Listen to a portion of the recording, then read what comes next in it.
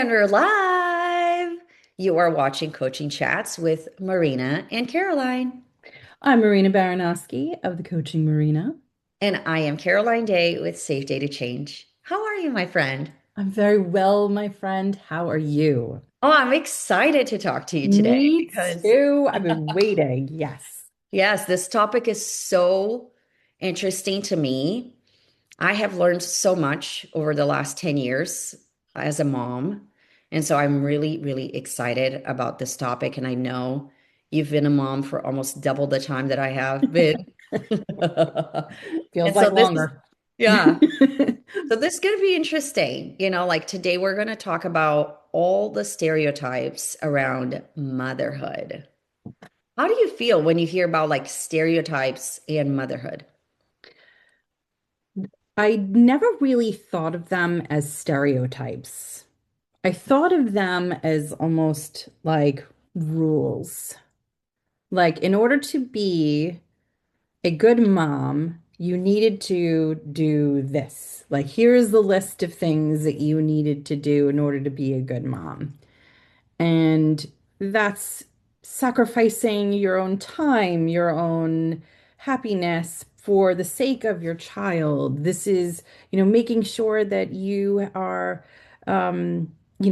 giving your all to your child and you take a back seat. Like that was like one of my rules. I needed to make sure that I needed to take care of my kids first.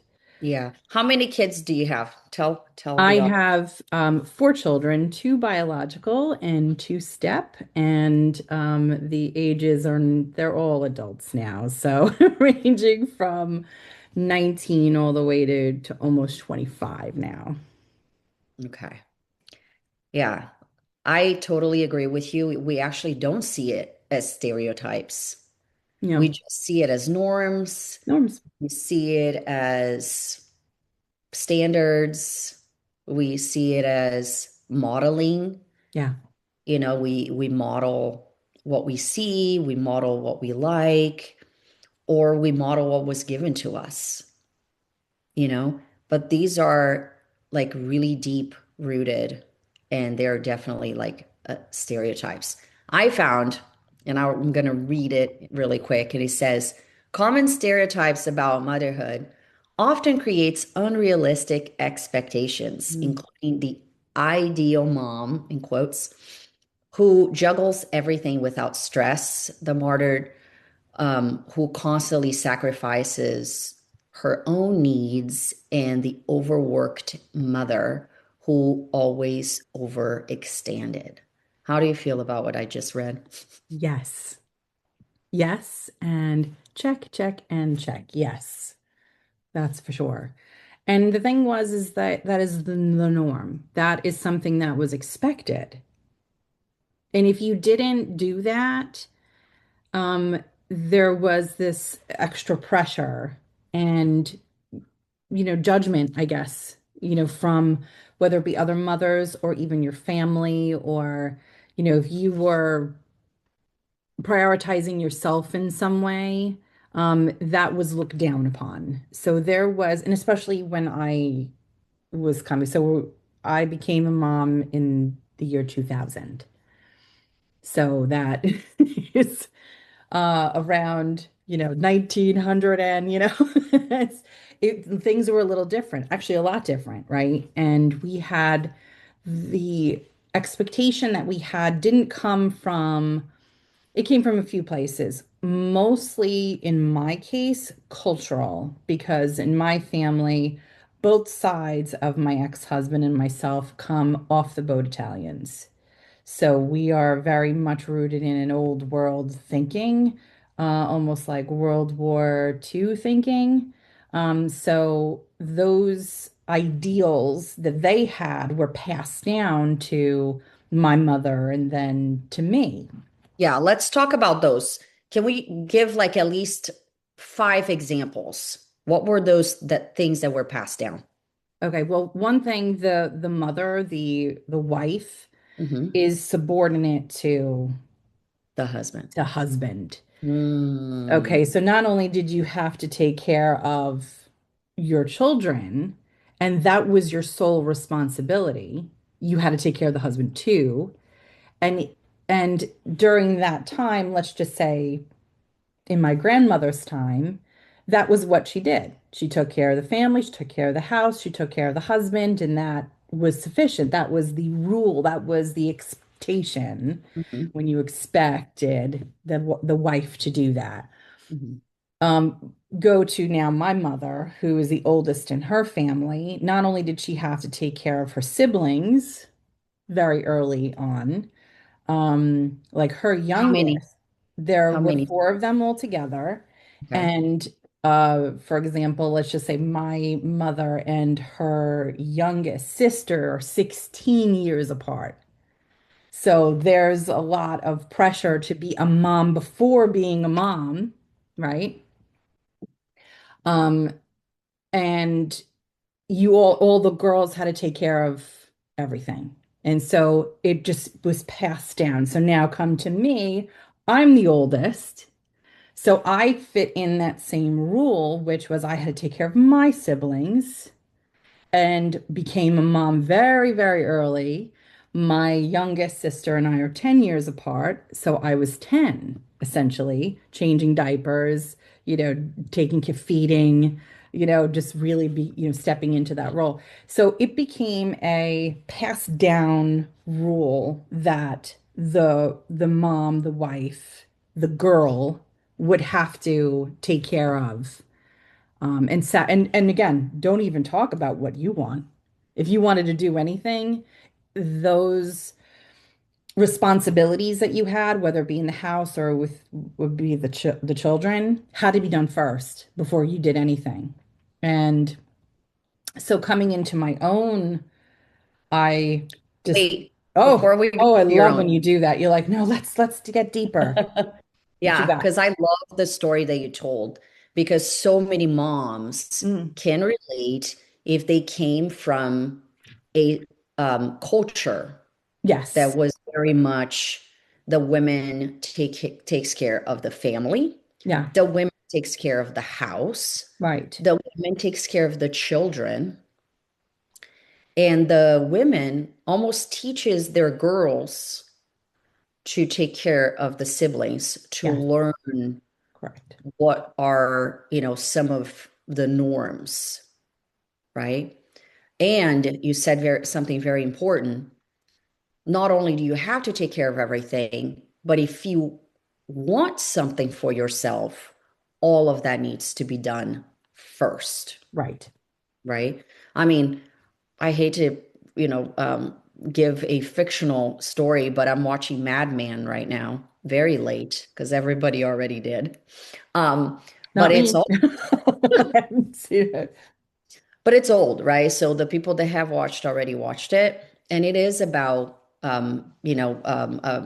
men in advertisement, back in the 20s, and it was very much the same thing. The women stayed home, took care of literally everything, the children, and did nothing but that. And so they felt very trapped and frustrated with their lives, right? And this was here in America. So it wasn't necessarily because you were Italian.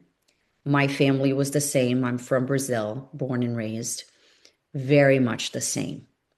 The women gets married, build a home, takes care of the family, and sacrifices their own wishes and desires Yeah.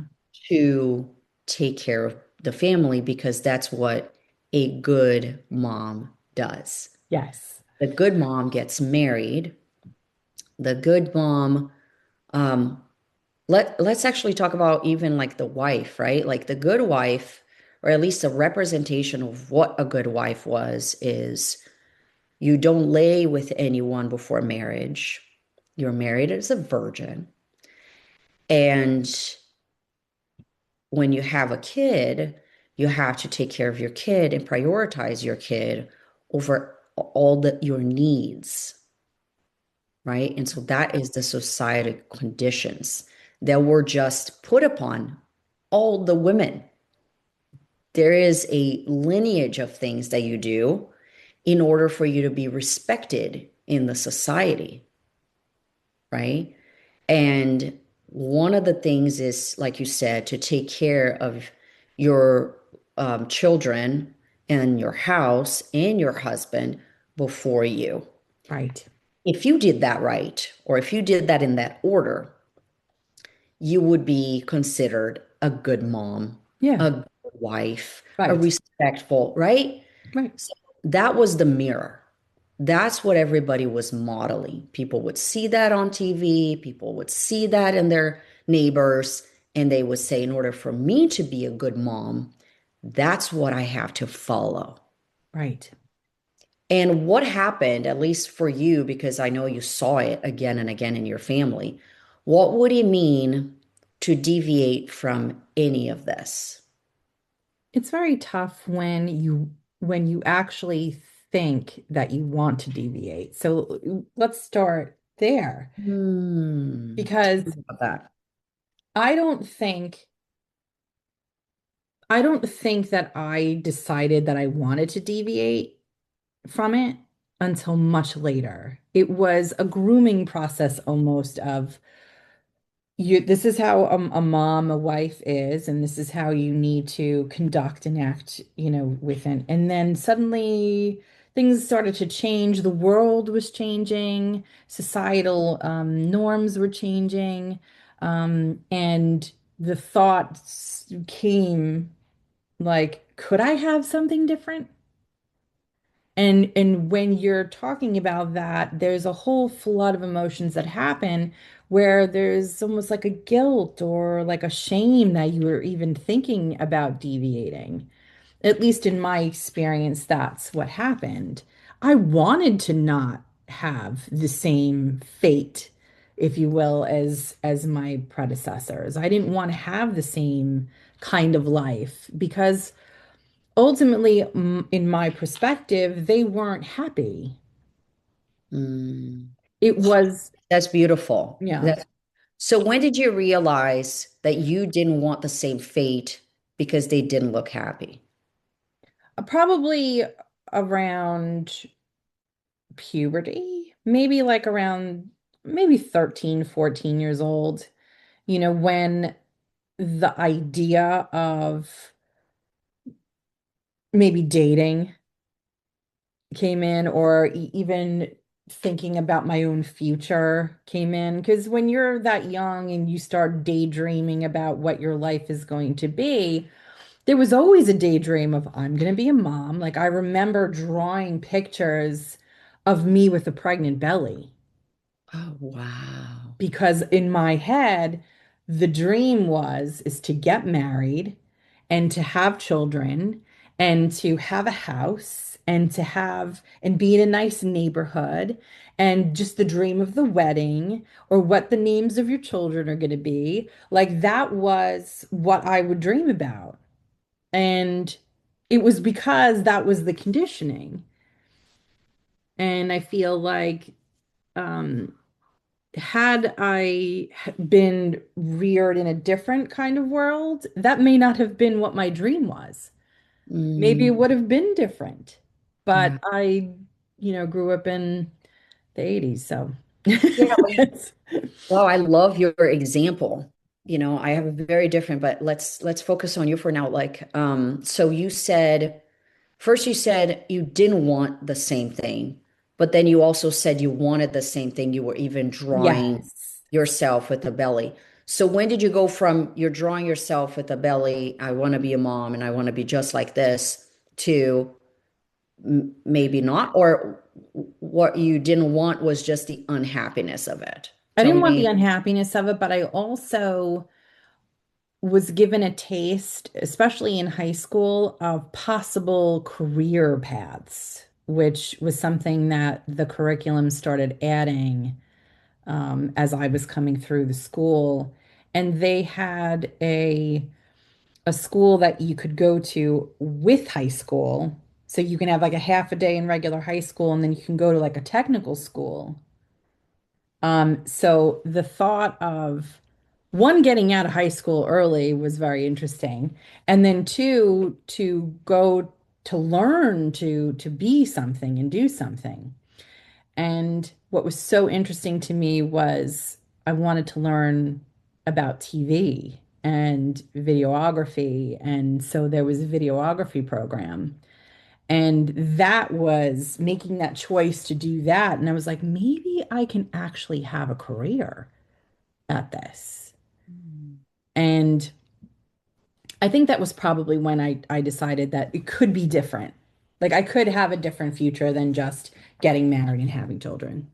That's such a good example. Thank you for sharing that because it's true. It's usually during, you're exploring your own lives and your own choice. And then that's when you're like, wow, there is another potential, like there's another option. These Mhm. were the options I was given as I'm living under my mom's roof and my parents, right?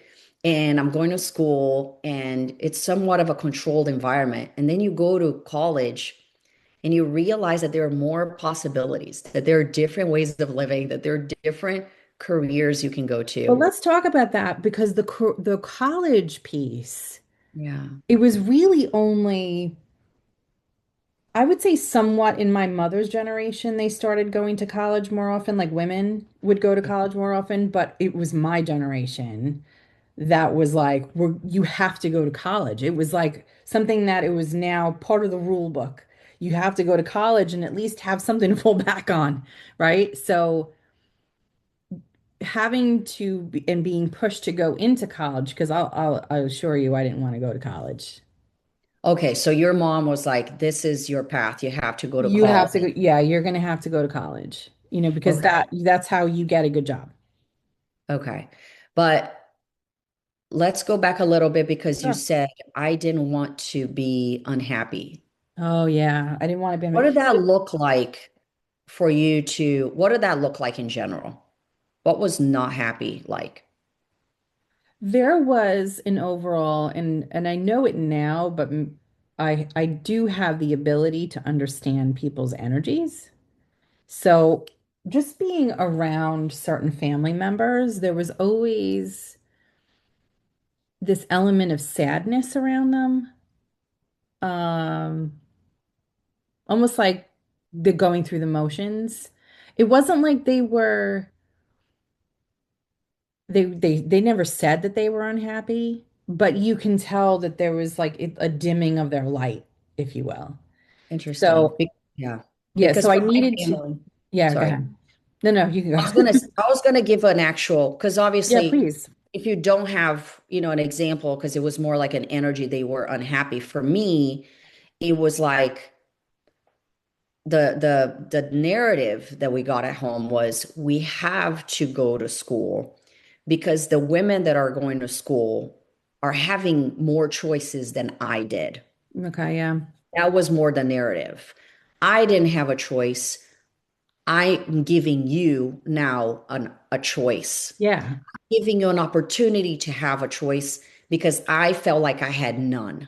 And so Yeah. when the school opportunity came for women, not just men, all of a sudden I feel like moms were realizing we depend on somebody to live and we have to do everything by the book. And it's very trapping. Like Yeah. I'm trapped. I can't do anything that I like. I have to put everybody else first, but maybe my children won't have to. Yes. And so Yes. that was the hope that the parents were selling onto the children without Right. even That they realizing. wouldn't have to live in that same existence and they could have a better future than the ones that they had. Right. And so that was where, for me at least, where the unhappiness came from. It was the Right. realization that because if they felt completely happy, they would have continued to say, don't go to school, Right. taking care of children and Right. putting yourself last is amazing. Keep doing what I'm doing. But for me, don't do what I did was the realization that, what are you saying? Are you saying you're not happy? Is this Mm, not the dream that they've been selling us? Like, this is not really a dream. And I think the more we were told you have to go to school, don't depend on anyone. Wait a minute. Depending on people is bad, because for generations, women right. depended on man. But apparently it's not good. Obviously, we don't know because we're the children, But all of these narratives, you know, really helped us realize that that way of living was not necessarily the best, Right. even though it was still sold in the general society that you should be doing this. But Right. at the same time, the moms were like, you have to go to school, don't depend on men, make your own money. It was the first time that parents were actually like, go make your own money, Right. instead of like just depending on people. Um, but then in terms of motherhood, let's go back to motherhood a little bit, Yeah. right? Because forever, right? Like I think moms always want the best for their children, but their idea of the best for their children evolved, Mm. right? But the fact that society puts so much emphasis on you are a good parent if you're living to provide for the kid, for the children,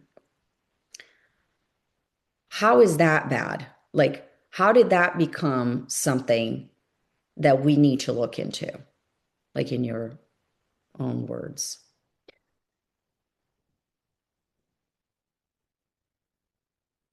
I like your example of how one generation tries to push another generation ahead a little bit. And I think that as far as motherhood is concerned, I don't know if someone chose motherhood, I don't know if those rules changed for me.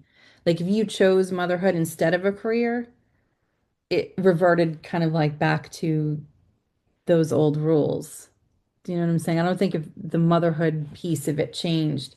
And then even for myself, and I know we were just describing it, I didn't want to do the same thing that my mother and my grandmother and all the mothers before me did. So I felt like if I can write my own rules to motherhood, Hmm. maybe that's how I can be different because my dream never varied. I always wanted to get married and I wanted to have children.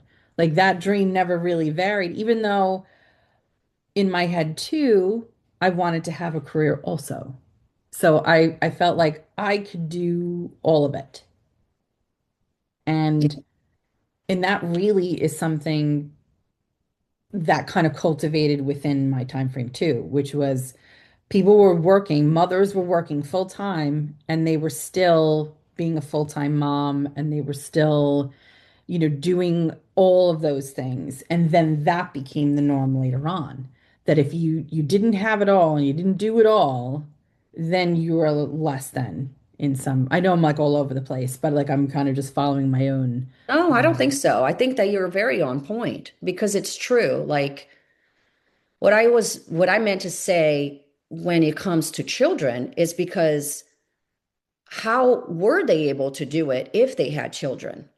Right? Yeah, Before it was like you have to sacrifice your own career in order to have children. But now our parents are saying, no, you can do it all. You can go to school and you sure, can sure, have yeah, children. But because that became an option, then parents, especially women that were going to work, um, were feeling a lot of guilt oh yeah, because they weren't home for the children when their parents maybe were there for them. right, And now they're like struggling with things that they nobody in the lineage were struggling before because now you're working full time. Maybe right, your parents didn't. Maybe your parents stayed home full time. But now you're working and now you're feeling less than. You're feeling a certain way because you're not putting your family first, or you feel like you're not putting your family first because that was taught to you that right. you have to put your family first.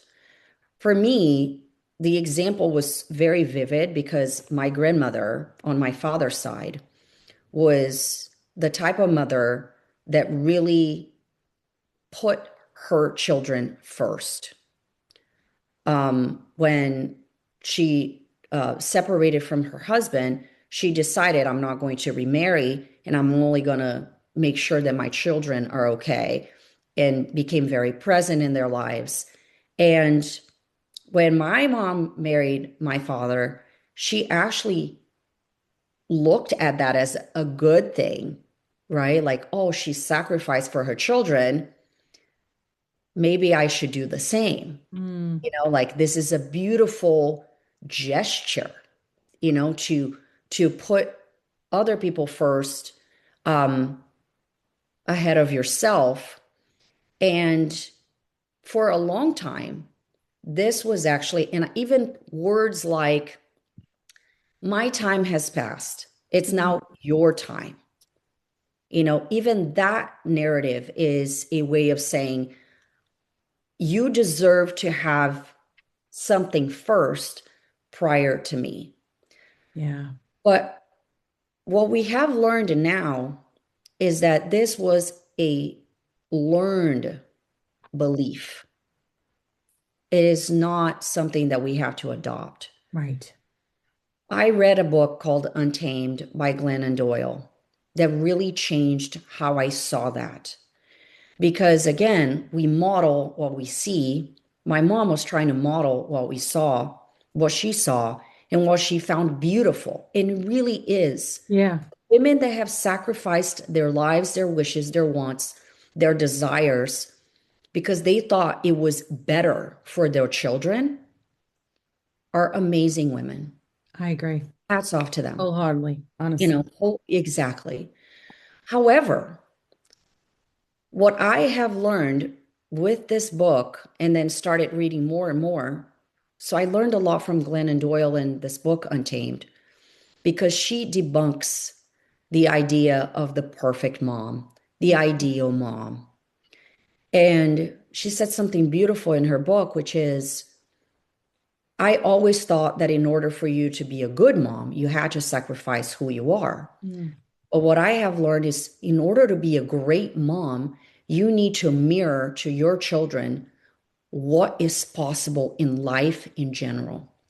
And if I teach my children then that I can try my best, that I can go for my dreams, that I don't have to sacrifice anything, that I can really go big or go home, like that if I can mirror to them that I'm going to try my best, I'm going to go after my dreams, and I can win if I go after my dreams, that I don't have to put anybody else first, that in fact, I need to put myself first, that if I model that, they maybe they're going to learn to put themselves first.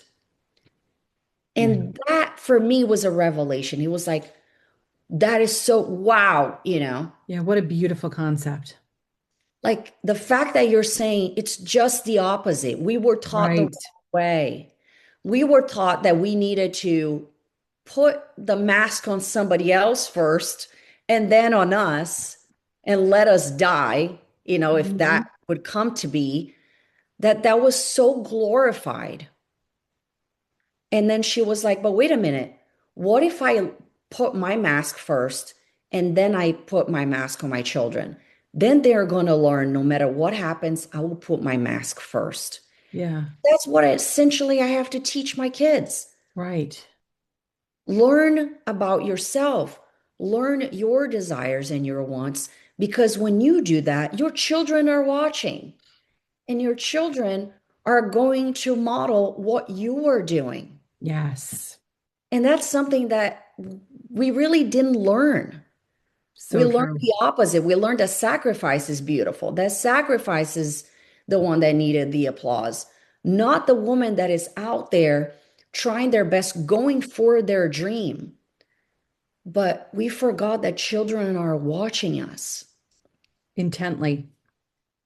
Children are mimicking us. And so if I go for my dream, it's not going to mean to them that you are a bad mom. It's going to mean to them, maybe I can go for my dream too.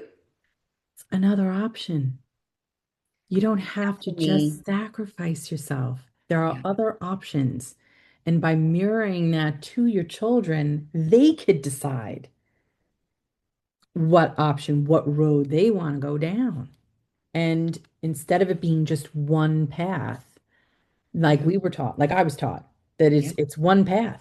And then the game kind of changed, like you said, where the my mother did, you're going to college, because and at the time I was like, no, I don't want to, but it was in an effort to make my life better, to give me more choices, to give me more options. Yeah. And communication with your children who are very, very smart and they are paying attention, like you said. They are Yeah. paying attention to everything that you do, everything you say, and they're either going to mimic it or they're not going to enjoy it and they're not going to adopt it for themselves, but they're paying attention. Right. And I think what you said was beautiful because it's true. Like our parents were like, you go to school. But if you look back and you say, but you didn't go to school, because remember, we're watching, right? And I know that my mom sacrificed a lot of her life, didn't have any hobbies because we came first. Right. She was working so that she could pay for private school, Mm, you know? And I didn't see a model of having a hobby, of having a life for yourself. And so when I read Untamed, I felt, what if I do try my own thing? And at age of like 37, I was like, I'm going to take piano lessons. I want to learn piano, you know, because I want my kid to look at me and go, oh, she's trying something new. yeah. That's amazing, you know? And then I started having conversations with my child where she was like, well, when I'm at this age, I want to do this. And then when I'm at this age, I want to do this. Because now she is seeing, not listening to, right? There's a difference.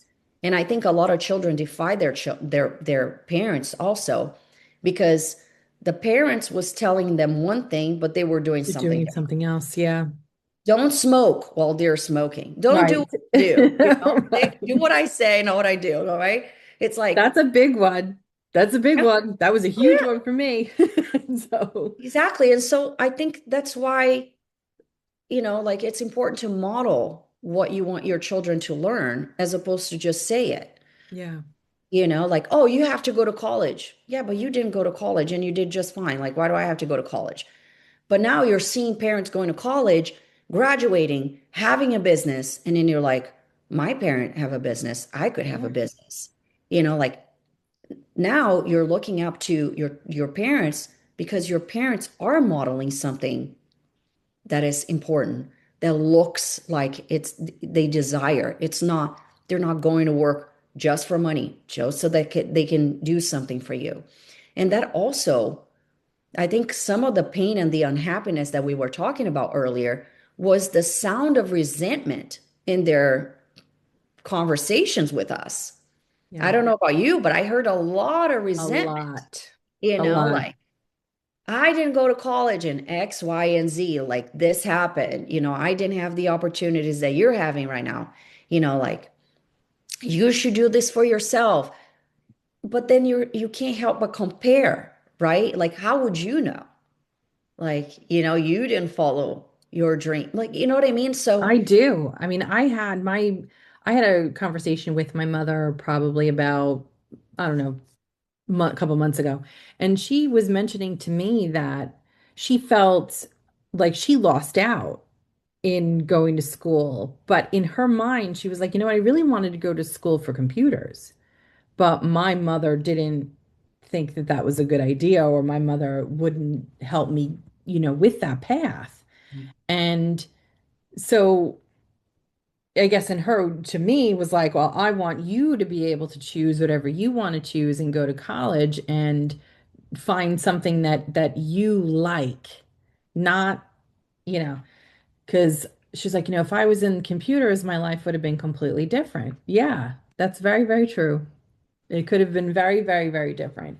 Mhm. So by allowing the conversation now, I understand what her motivations were with me in trying to push me to have a better life or a different life than the one that she experienced. Yeah, And Absolutely. at the time I was like, I don't want to go, like so, but now I understand. Totally. We do understand. But now we have a chance to actually do it differently Yes, and model instead of just saying what we want for them because we had it one way and we want them to have it differently.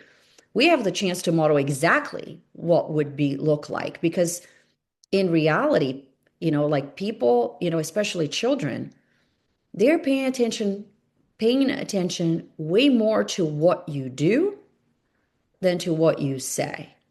absolutely. Absolutely. That's true. Yeah. And as a parent of an adult children now, and being able to spend time, this is my year of spending time with my children who are not children, but now I can have conversations with them that are thoughtful and in depth and be able to explain my thought process and my reasoning behind there and maybe try to heal some of the things that I feel may be sitting on their heart. But either way, just being able to change the dynamic of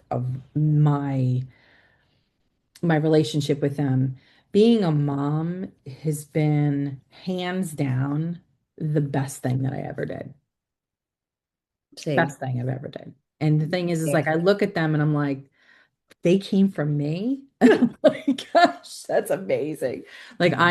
I'm in awe of it and I love that it was a choice that I made and that happened. So I cherish every second, all the good, bad stuff, the weird stuff, the late nights, the sicknesses, the all of those things go by so quickly. Their childhood goes by so quickly that when it's all said and done and they're adults and you look back and you go, wow, that was a ride. Let's go again. Like I was like all about it. And during the time that you go through it, sometimes you take it for granted. Sometimes you complain about it. Sometimes there's an exhaustion that is bone deep. Sometimes there's um, a wish to be elsewhere.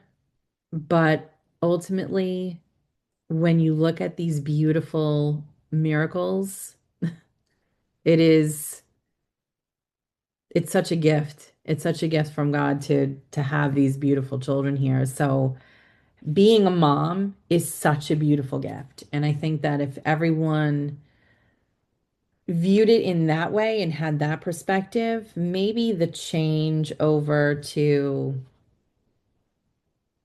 how you interact with your children or even what you want for them may not be the same thing that they want for themselves.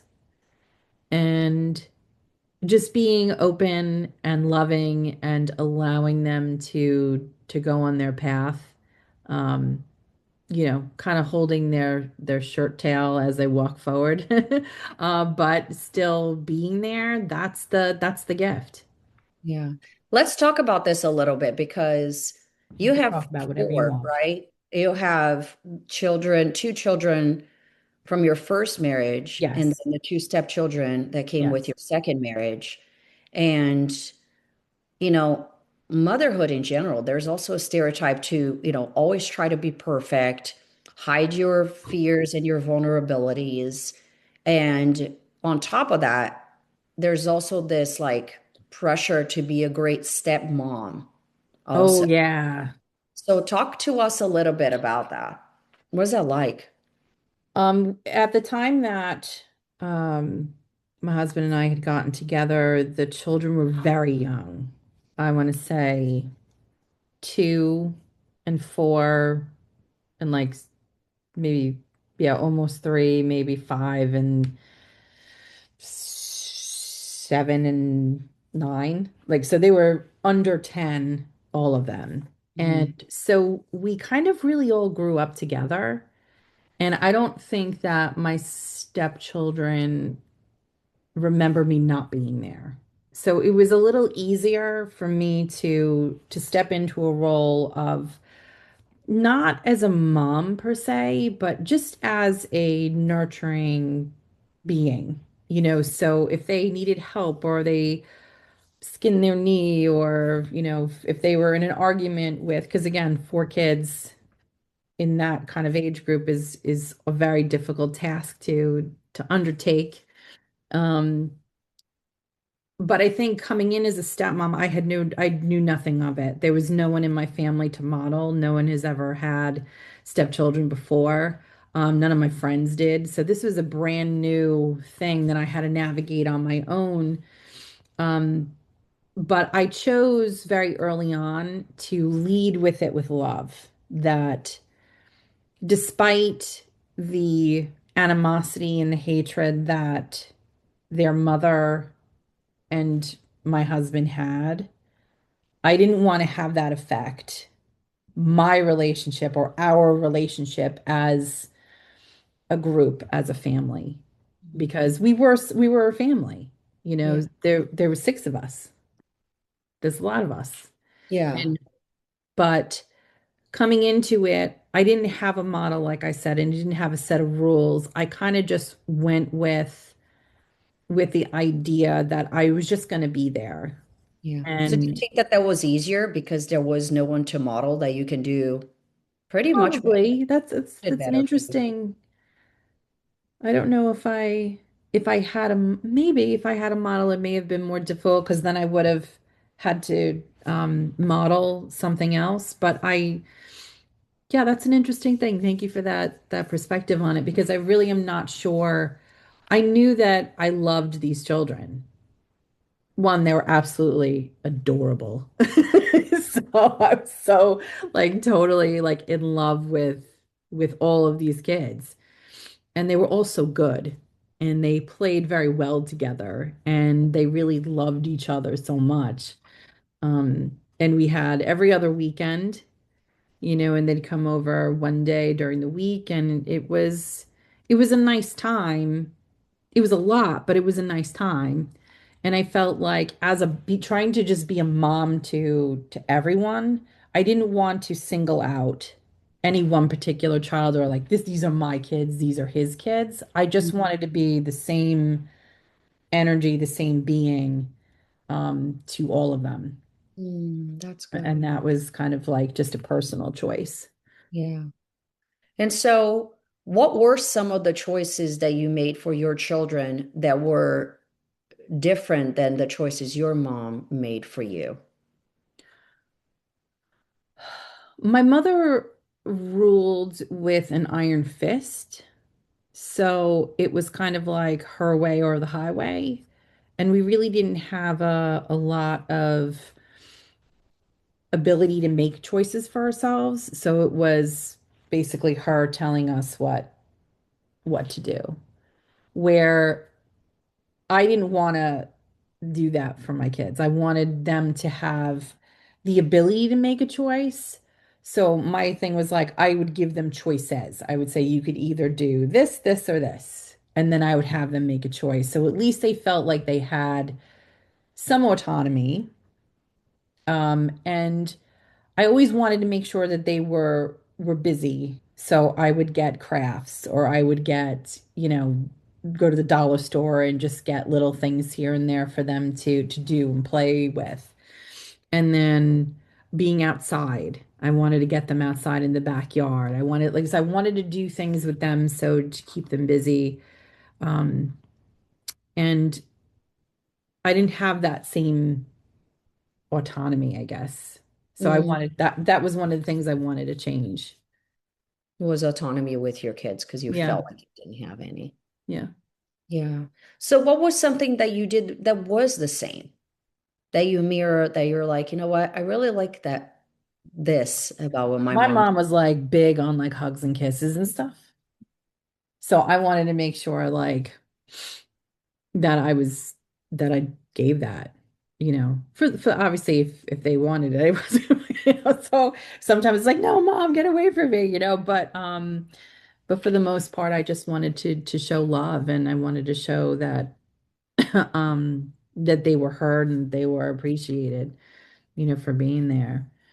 And then I'd pass out because I mean it's a lot of energy that you're giving to kids. And so I give the mothers even today, which have it I feel much harder go than I did. Yeah. All the That's, props. I know. And then there's other things too. Like, for example, like obviously there's certain things that happens in your childhood that you feel really bad, that you promise yourself that it's going to be different, Yeah. just to realize that you're the same mom. I'm talking about myself, but I know that some people, I hope some people can relate because, I certainly can. Yeah. like I feel like, my mom had a very short temper and things had to be done a certain way. Mm, And she will come home and like really yell and scream and be so upset that the house is a mess, that maybe we didn't do homework and da da da. And it was always like a screaming war zone. And I remember like thinking that I was not going to scream with, scream at my children, because that's not okay. And then you see yourself doing exactly the same, but now there's a different perspective, at least for me, thinking of my mom, like, and having so much love, so much grace. Poor mother of mine. Excuse me. I only have one child. She had three children, and it's exhausting. Like, you already had a whole day of things, like you go to work and so many things happen, and you have arguments and you have commute and you have this and you have that, and you have maybe 30% of energy left. And the kid comes in somehow at 100% at 4 p.m. And you don't understand how they have 100%. Because you're like, if I have 40 and they ran and they learned, they probably have the same energy, but no, they're full on.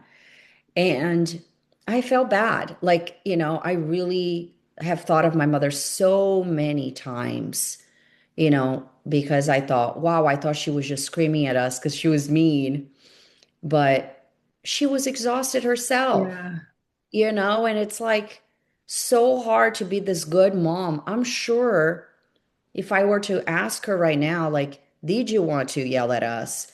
Like, if you were to do it over, would you be screaming? Absolutely not. I know her Right.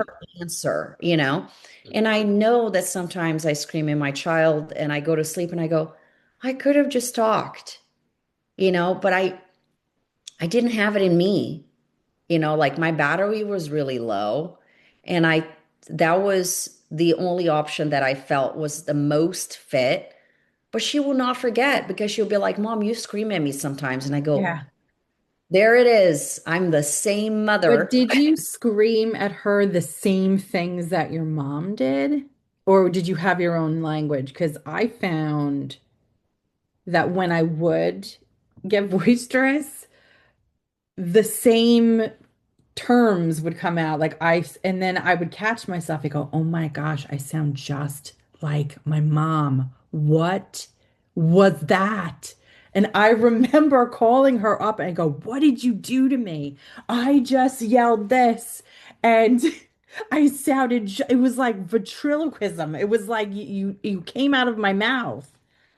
And she was cracking up. She's like, see? And she's like, Yeah, so it is too much. it is too much. I think yeah. It's very interesting. Like we just don't know. I think the difference is before, because everybody was just trying to be the ideal mom, the best mom, Yeah. they hid a lot of their vulnerabilities. Mm, And I feel like if they tapped onto their vulnerabilities and were able to come back to us, and I think my mom was ahead of her time, to be honest. Like there were times where she will come and apologize to us, you know, and it will be like, I didn't want to treat you like that. yeah. Like I wish. this didn't happen, but I talked to you yesterday and you didn't do. You know what I mean? Like it was like, so she would have a lot of conversations with us Oh, about, that's nice. Yeah. I don't like who I am when I'm doing all of this. I just feel like I had no option, you know, but there was never an apology. I don't know if Mm. it was the times where they were not taught, they thought it was too vulnerable maybe to apologize.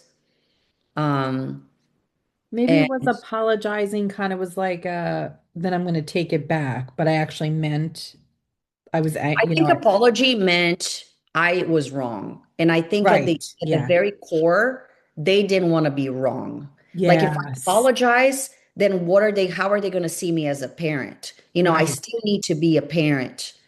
And what I have learned is that that's not true. I have been brave enough to say I'm sorry to my children Yes. immediately. Like, oh, you did this and I didn't like it.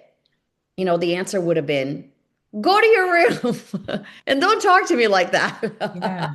you know, and now I can go, you know what? That's true.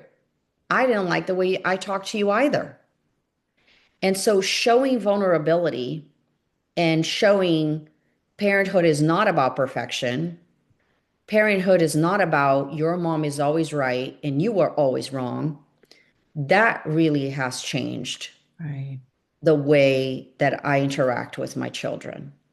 That's And beautiful. again, I don't blame my mother. Again, I feel like in that time, vulnerability meant you're opening the door for your children to disrespect you. There Yes. was that fear that if I were vulnerable with them, they won't respect me as a parent. And Right. I am the parent. So they didn't know better and they weren't able to try that. And I am very fortunate to be able to have tried that. It didn't take my motherhood, No, it didn't take my role as a mom, but what it showed her is that I can be a fault and still be a mom. I don't have to be right all the time. I'm a human just like you. And I think that really changes the relationship because she doesn't have the pressure to come home and know my mom is just always right and I'm always wrong. It's more like my mom is able to apologize and know when she's wrong. I didn't right. like the way she talked to me, but yes, I remember that she apologized. And so it just gives you a different relationship with your parent. For sure. And I had that, I had the opposite, right? My parents were always right. And I carried that through into adulthood. So it was a learned lesson that, yes, I learned very early on, Yeah. but I had this very ethereal view of my parents.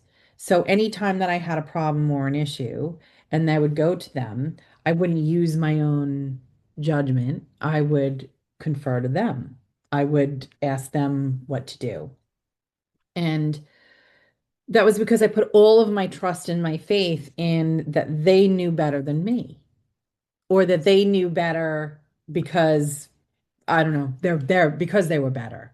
And instead of me really taking a look at it, it was the speaking when you're spoken to, the respect demanded.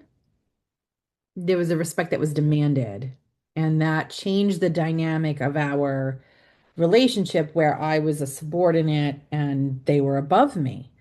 And as I became a mom, I didn't want to have this, but I felt that happened sometimes where I felt like I needed to demand a certain level of respect from my subordinates, my children. And so I was somewhere in the middle of that. And as much as I didn't want to be like my parents, I ended up doing that Hmm. unbeknownst, to Yeah, me. but do you feel like, because now I see when my parents did that, they feared something. Yeah. I think that comes a lot from fear. Yes. And I think that when they said, no, you're not, Right. as I said so, you have Yeah. to listen to me. Every single time that I can think of that, it was fear and protection. Yes. They fear for my life and they're trying to protect me at all cost. And There's that, an element of that, yes, for sure. But there's also, to me, what I felt at the time was that it was control, that they felt safer if they can control all of my actions. yes. And that was a huge thing to me. And that's when, children rebel, right? Because they want to. So I would do that, but I didn't do that until much later. I was more into a teenager when I started to kind of poke back at the bear. But I feel like it does stem from fear, all of it. Yeah. And it's just how you react to it and not giving an explanation to your child and that you do this because I tell you to causes a lot of confusion, especially in a child who really just, if they're told, I don't want you to do this because I don't want you to get hurt, may be all that is needed for them to be like, oh, okay, I won't do that because you're right. I didn't think that I would get hurt. You don't know. And again, these are small things, but I didn't get that explanation. Never. So I had to revert back to my young brain to go, well, why wouldn't? Well, she just wants to control me. She just wants to, I don't know. I, I'll be fine. Well, if you don't have the answers, you're going to make up your You're own. going to make up your own. And that's what I did. I made it my own. Yeah, that's what everybody does, Yeah. right? Like we can't help it. Like if they're not telling me why, actually they are. Their reasoning is because I said so. That's it. That's the it. That's the Then it reason. is control. It sounds like control, even if in their mind they're just like, I don't have to explain it to you. You're a kid. Like, you know what I Oh, mean? I got that one too. Yes.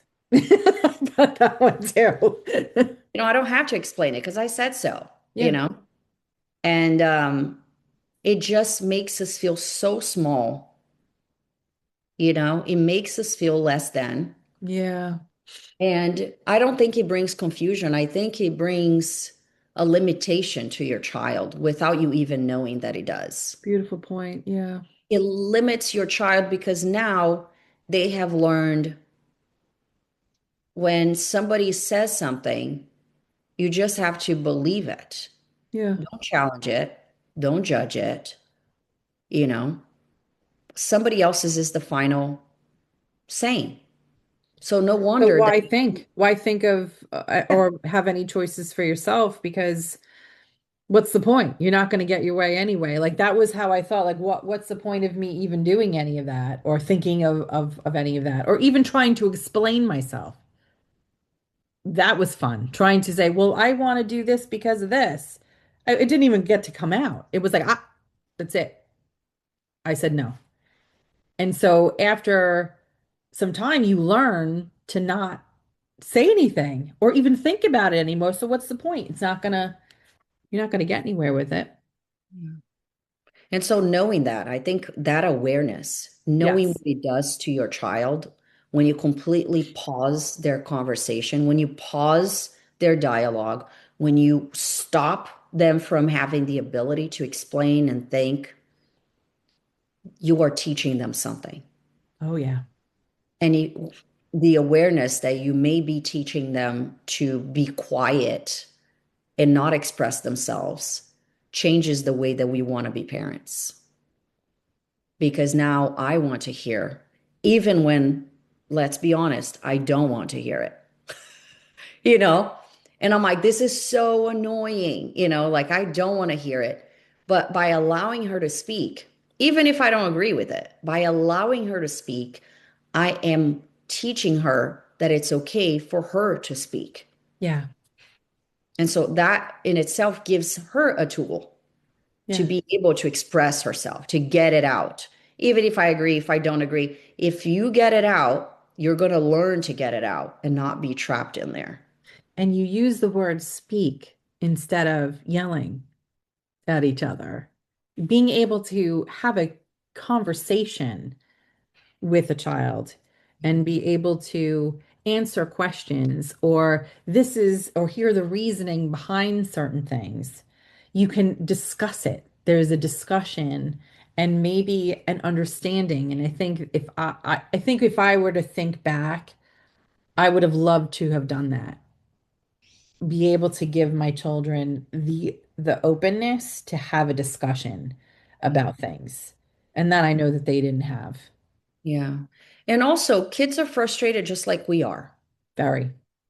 They're just frustrated, just like we are, with their Yeah. own little lives. They have their fights at school and they come home and they're going to take it out on us. And then we had our own fights with our boss. Nobody gave us, the time to talk in that meeting. And then we come home and take out. And so it's like this, like misunderstanding, Yeah. that happens. And yesterday we had like, something that happened here at home. My daughter was very snappy to my husband, like very snappy. And in I remember like right when she said something, I remember my mom immediately. I would have been like, oh, if I said that, I would have gotten something. It would have been like, pull here or slap there, like I was like, oh my God, I can't believe she said that. And then I paused and I said, come here, let's talk. Why are you saying something so hurtful? What's really going on? Yeah. She said, well, I had a really bad day at school, Mom, and I don't like the way that Daddy talked to me because he was shushing me without even letting me talk. Every time I said something, he's like, shh, shh, and I don't like that. And I go, first of all, thank you for telling me. Yeah. You have no idea the power of this conversation right now. Because in a different generation, you wouldn't get the opportunity to explain yourself. No, definitely not. But the problem with it is that was a horrible example, but I'm just going to give it It's here. not. It may land somewhere.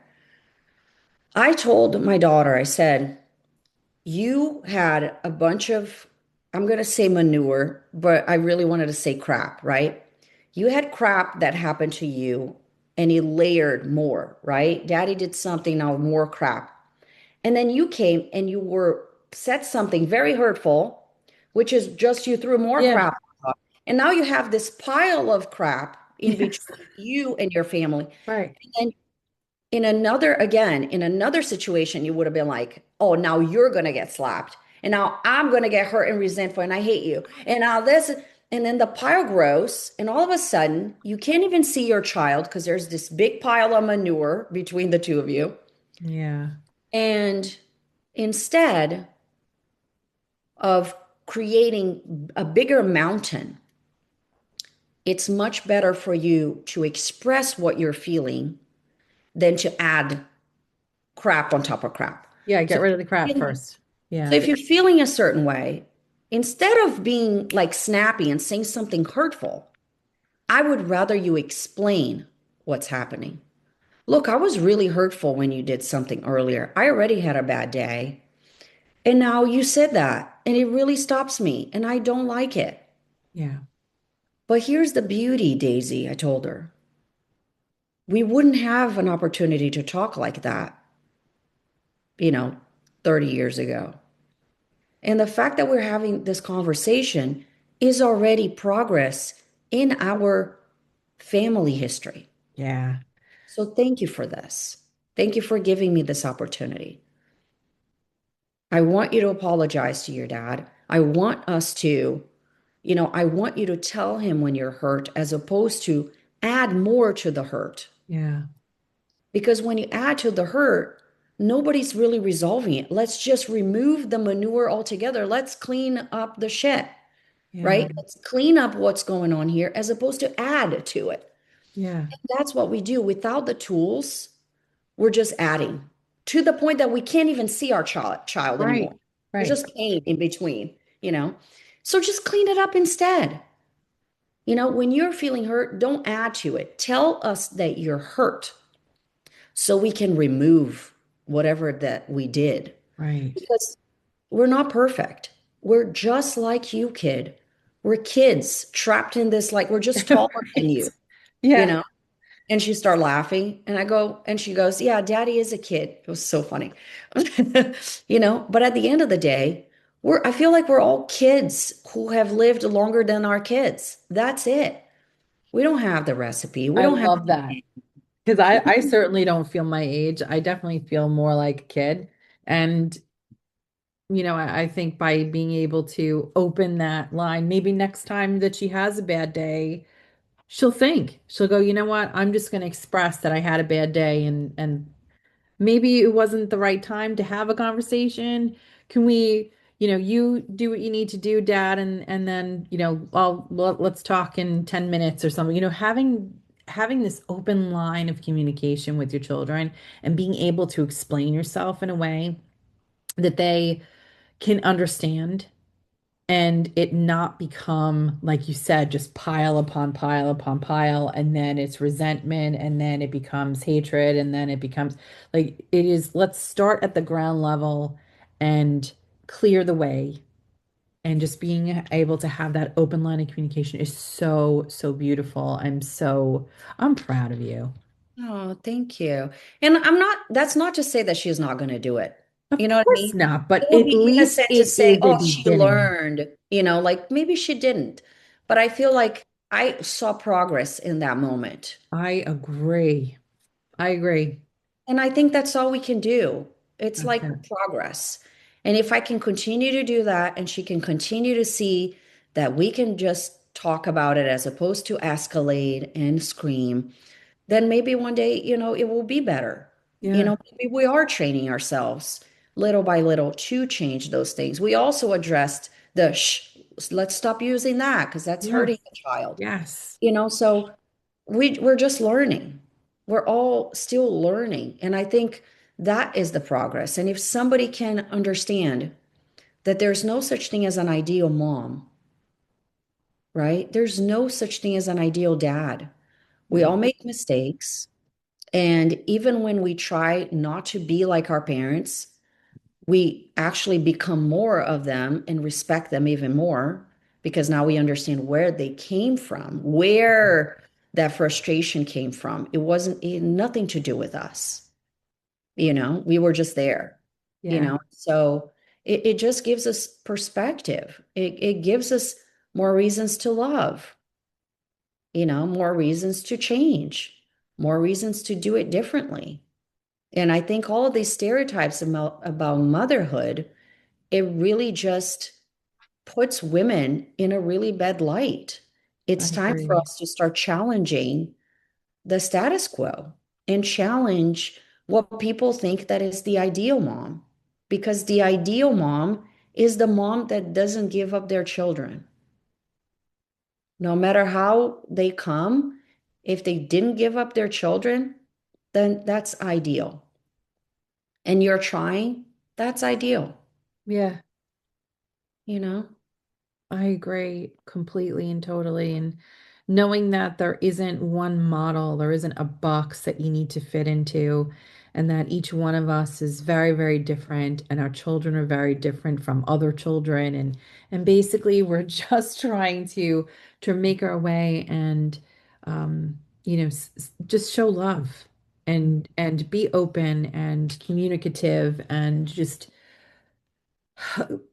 create your own rules, as you go, Yeah. and see if that doesn't work, then try something else and just and again, lead with love. And that's all I can say as far as that. As far as stereotypes are concerned, I don't believe in them anymore.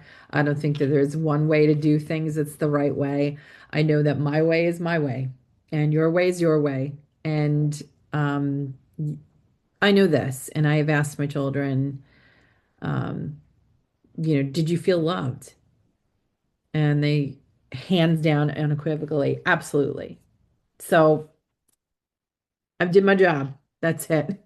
Yeah, it was Yeah. worth it for sure. Yeah, I love that. I love Yes. this conversation. I'd Me love to hear too. what people have to say about their ideal I mom. would love to hear. So Yeah. definitely make comments, send us messages, let us know how you feel about this, or if there's anything that you want to challenge. I like those too. So Yeah. Send them on over. Well, my friend Marina, you are a great mom. That's all I can Oh, say. and you are an amazing mom. What a fabulous thing. Send my love to Daisy and to Joe, and we'll see you see you in a little bit.